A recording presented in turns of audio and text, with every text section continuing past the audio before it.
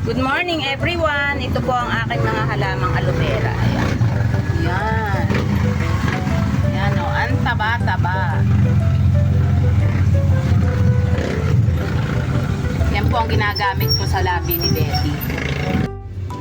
Ito na po muli tayo para sa ating ika-4th day, 7th session sa pag-a-apply ng aloe vera gel sa labi ni Betty. Tingnan po muna natin kung ano na pong size nung nasa labi niya.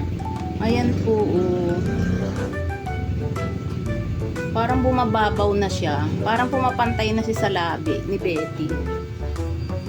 So, applyan na po natin. Press lang natin to at ilagay sa kanyang labi.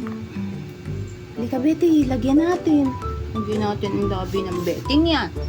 Labi ni Mama. Oh, ay, very nice. Very, very mabait naman ang Betty ko. Gusto talaga niyang gumaling. Maalis na yun sa labi niya. Halika, dali, dali.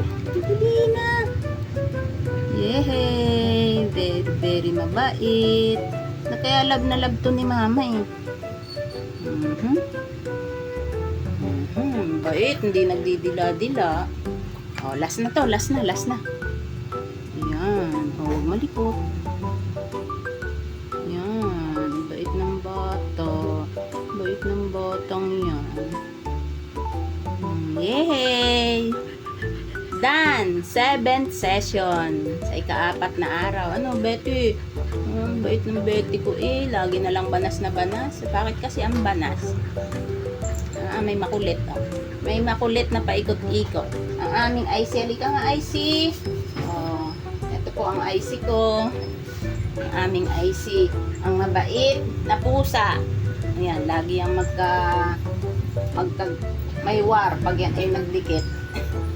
Pero malambing po ito. Kita nyo? Sige po, mga friends. Bye-bye na Betty sa mga kaibigan mo. Bye-bye po. Mamaya po ulit gabi para gumaling na ang aming Betty. Thank you po. God bless sa maghapon.